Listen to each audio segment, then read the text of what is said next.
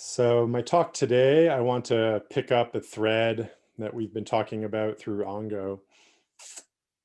The theme is healing the one body through grief, anger, and fear. We talked quite a bit about the grief, anger, and fear in the first half of Ango. And now we're in the second week of the second half of Ango. And I don't really have a plan, for the talks moving forward, but each week I just pick up a strand of the theme that is alive for me, and I just share that with you. So that's what I'm that's what I'd like to do today. I'm very happy to be here back with you, sharing the Dharma after being away for a week. This is just what I love to do, and also I know the Dharma to be such a reliable and a trustable ground, a resource for all of us in this time. And I hope you find it that way, and I hope you're able to rely upon it and trust it in these times. It definitely is here for us wonderfully. So I love sharing the Dharma as I see it and as it has come alive in my life with you. And I'll do that. I'll do that now. So healing the one body through grief, anger, and fear. So this healing the one body. And I just want to appreciate this one body, how we understand it, and then appreciate something of what that means to heal. And again, this will be a kind of opening of an investigation. It's not definitive, but I hope it will be rich for you. So Shoen spoke last week about continuity. And he did a really wonderful job, I thought, of appreciating what really that means and how it feels, and how that is kind of a doorway into awakened mind. And in fact, it's even an immediate manifestation of awakened mind. And I've said for a few years now, I've kind of articulated that I see faith as being the continuity of breath awareness. It's faith, and it's hard to sort of explain that, what I mean by that rationally, but maybe you have some kind of sense of what that, how that's alive for me, how that's alive in that way. That when we stay fully with our own life, then we know ourselves to be all inclusive. We're no longer separating ourselves off from the past and the future. We're no longer separating ourselves off into notional worlds, ideas, the conceptual mind. Yeah.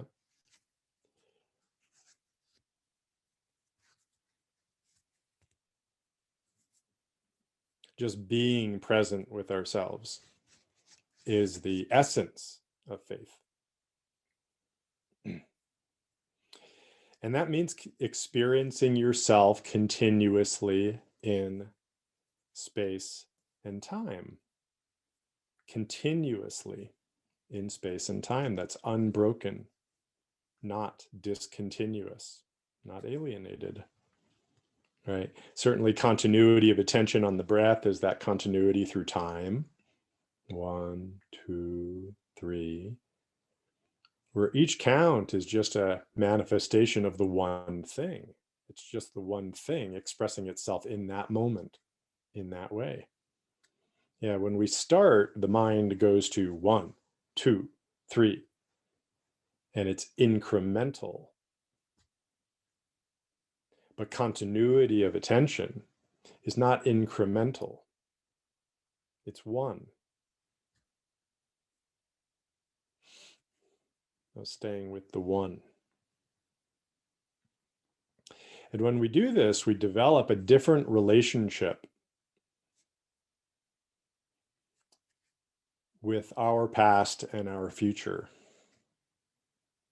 as well as a different relationship to the things that we perceive to be separate from us in space.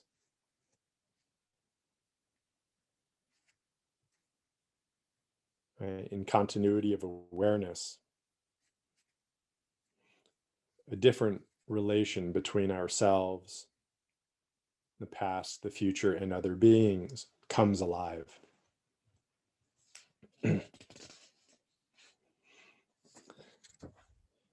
Talk a little bit about other beings in space. When we pay close attention to anything, it shifts, and actually mysterious things can start to happen as we pay close attention to anything over time, right? Not just a noticing, but a being with, a full being with. You know, you could call it the shifting into an I thou relationship, I guess, is, you know, one way it's been called.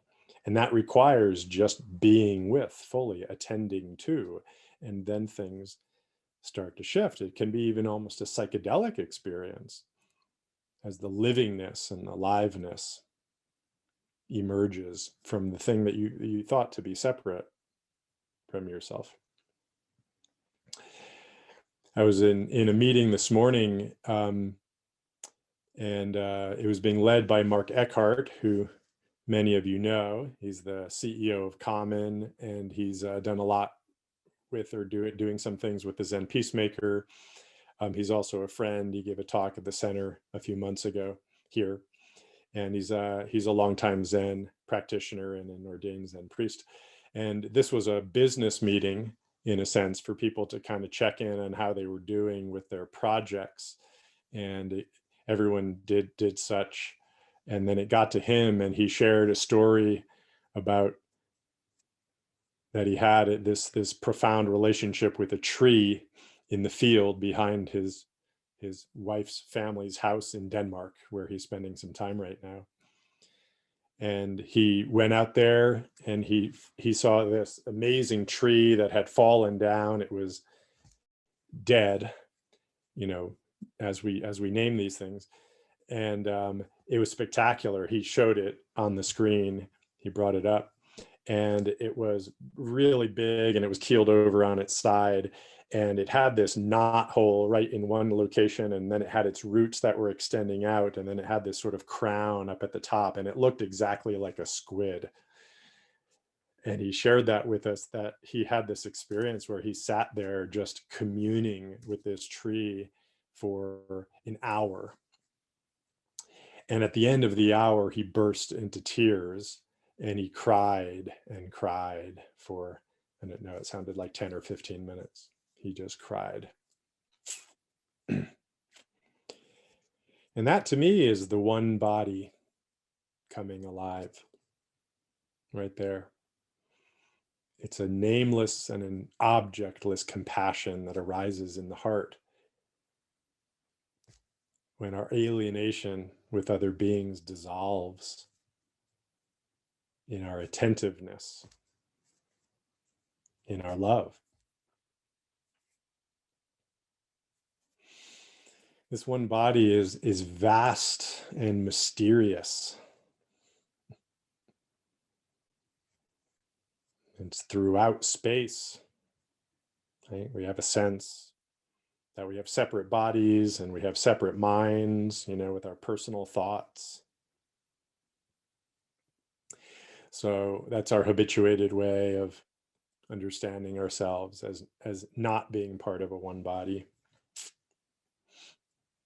You know, we just can't kind of grok that. We can rationally, you know, understand that we're all made up of stardust, and that we're breathing in the same air that other creatures, plants have exhaled, and we share cells with other beings. So yeah, this is the reality. It is such. But that's a conceptual understanding, really, when we talk about it or think about it that way. You know, what we're practicing is to really feel it, really experience it as a living, continuous reality for us in our bodies and minds. So the one body extends not only through space, but through time too. Yeah, but we don't think of it that way, right? The past is past, the future is future.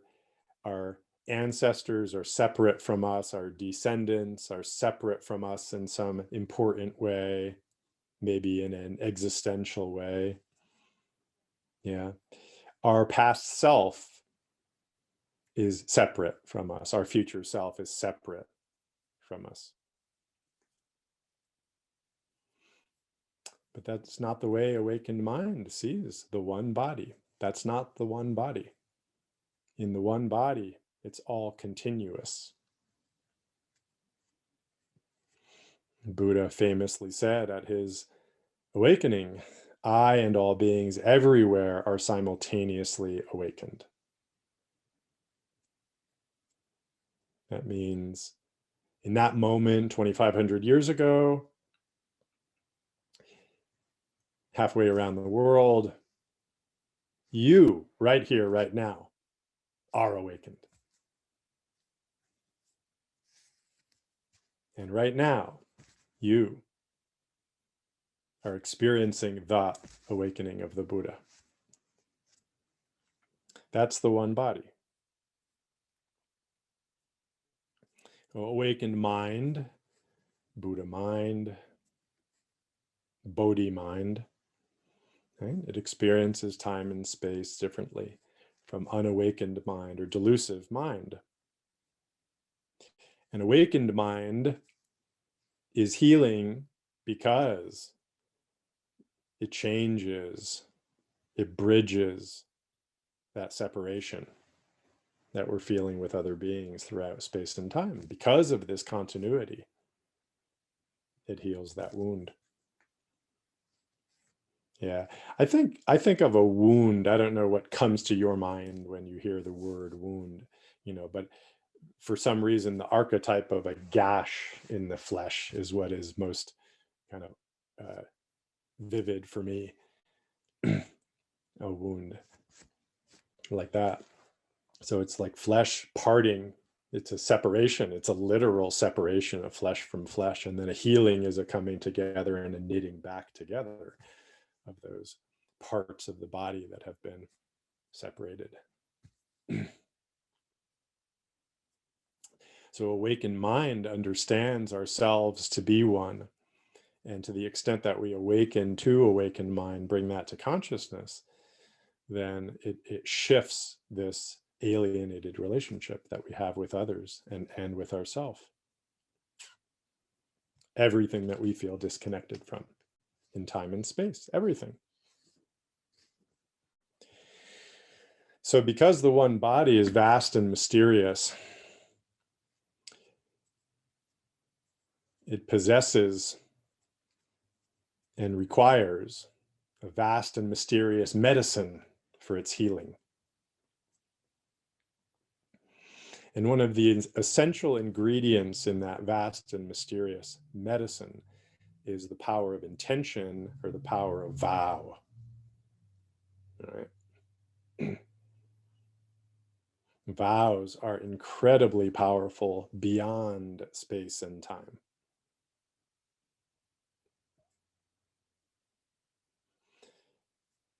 What came to me was to describe them as activating the inner architecture of reality, which is the unity of time and space.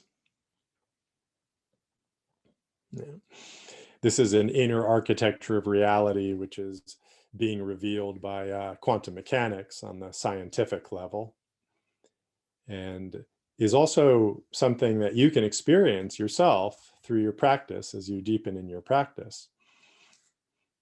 The way it's described scientifically is very clear that time doesn't exist in the way that we understand it to, in fact, as the way that we understand it to exist. But that all there is this present moment, which is mutually informing the future, informing the past, and being informed by the past and the future. That's the architecture of reality as described in quantum physics, and that's the architecture of reality described in the Buddha Dharma.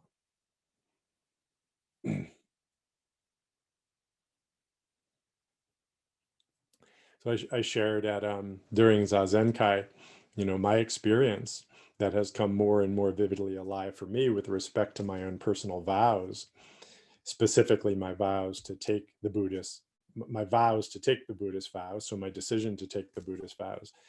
I did that 29 years ago, and certain conditions brought me to become interested in Buddhism, and then become a resident at the Zen Center of Los Angeles, and then to take the vows. And I was moved mysteriously in that direction. I couldn't tell you exactly why, but I knew how strongly I was moved to do that.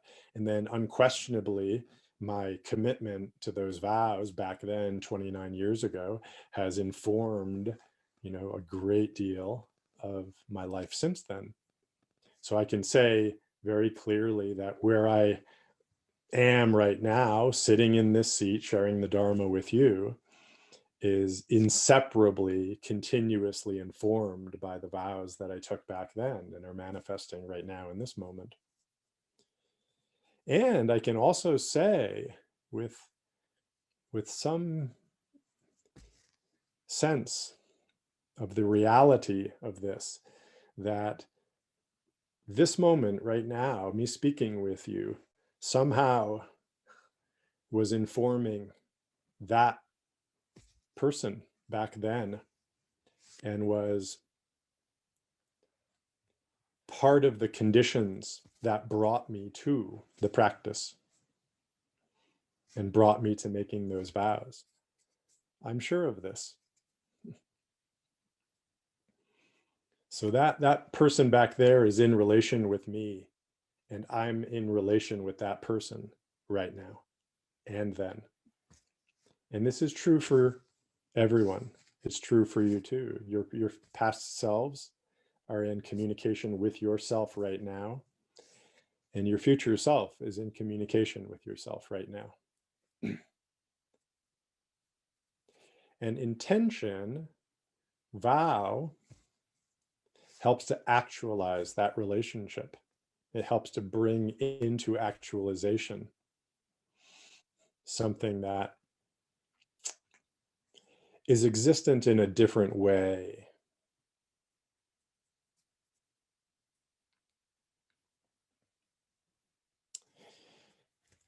So this thing that we call bodhicitta in Buddhism, the way-seeking mind, or the Japanese term bo-daishin, it speaks to this very mysterious intention that arises within us to save all sentient beings, or to relieve the suffering of all beings, to live a life of compassion.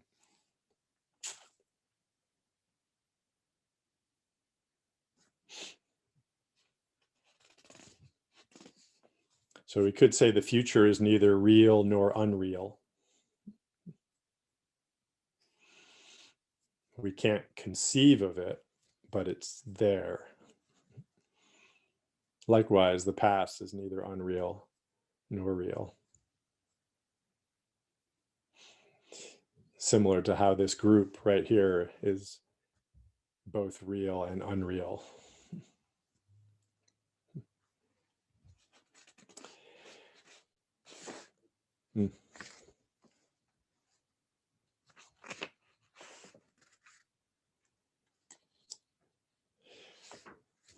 So I shared a selection from the Genjo Koan in my note that I sent out. It was just before Zazenkai, so it was on Friday, and then I spoke about it again during Zazenkai. And I think I won't talk about it again today, but it's worth some attention if you'd like to read that note, or listen to my talk from Zazenkai, which will go up. But it speaks to this quality of how our intention to manifest something is important to it manifesting, even if it's manifesting without you intending to do it. So, participating in the universe with your intention. Yeah.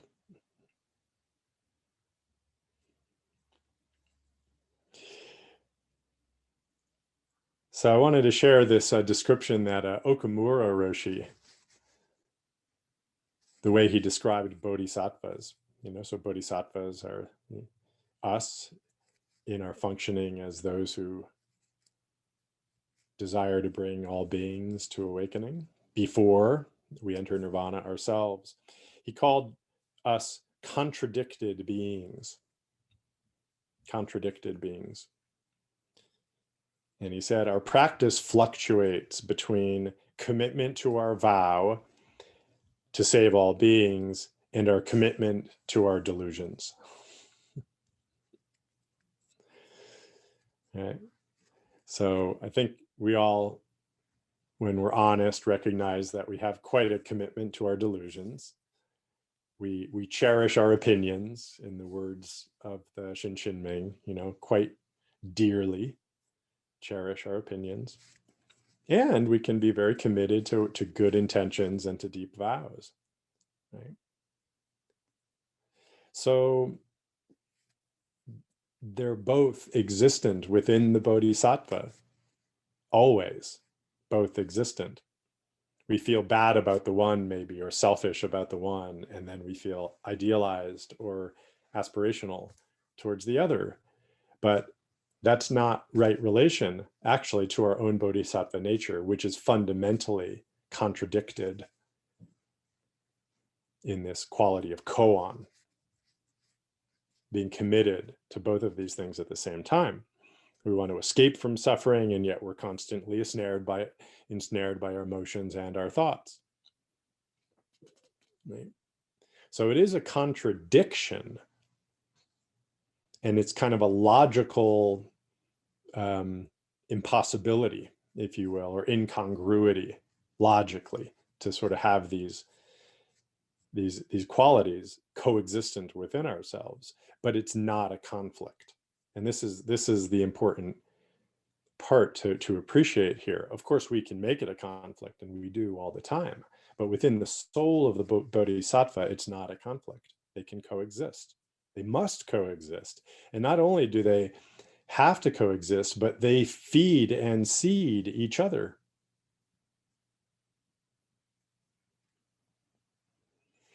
It's because we experience our delusions, because we experience our commitment to our selfishness and our delusions and our poisons, that we raise the Bodhi mind of saving all beings from that.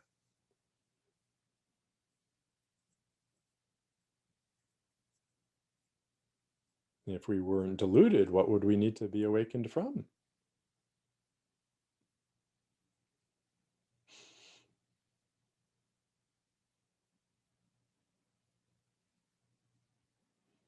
So I've heard it described as we resolve to help others from the ground of our delusion.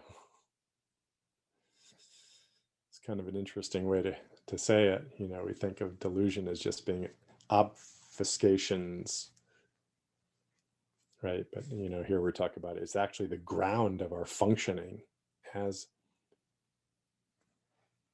bodhisattvas. That's as sort of mind bending as most of Dogen to think of delusions that way, and I'm sure this is how he sees it. Right? So it's the unity of our deluded nature and our bodhisattva nature. It's the unity, and that is the one body right there. That unity mirrors the unity between ourself and others. It mirrors the unity between our present selves and our past selves, our present selves and our future selves. That's the nature of reality, which generates everything.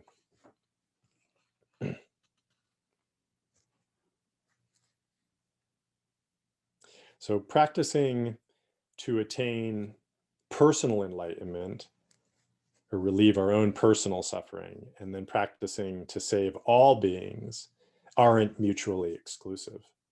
It's another way to look at this. They coexist.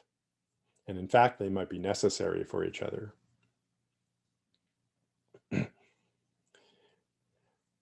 And this is how the one body functions. This is the one body. So there's a nice example that came up in a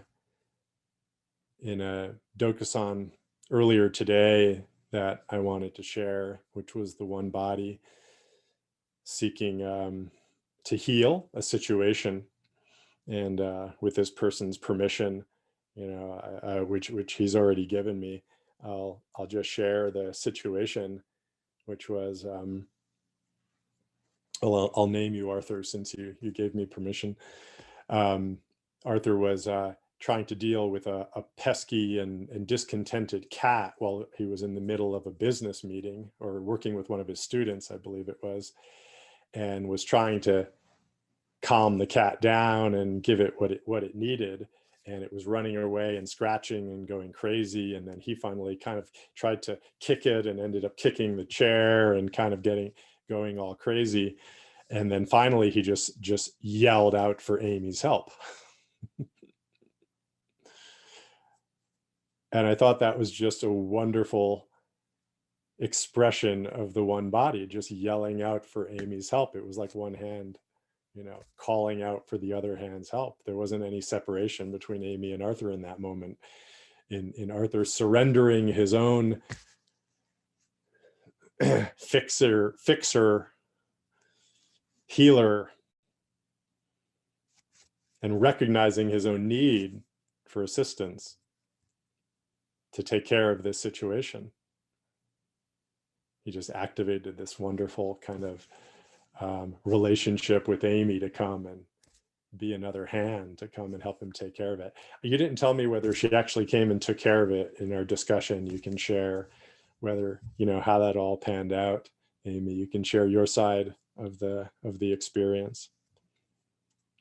But just in that cry for help, in the response, there's no separation right there. And asking for help in a situation that we don't feel we can handle on our own. The one body takes care of us, and we take care of the one body.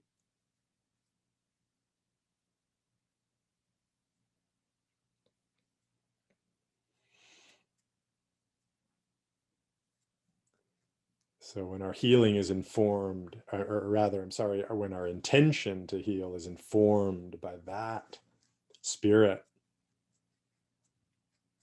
then the one body is really healing deeply. It's the best way.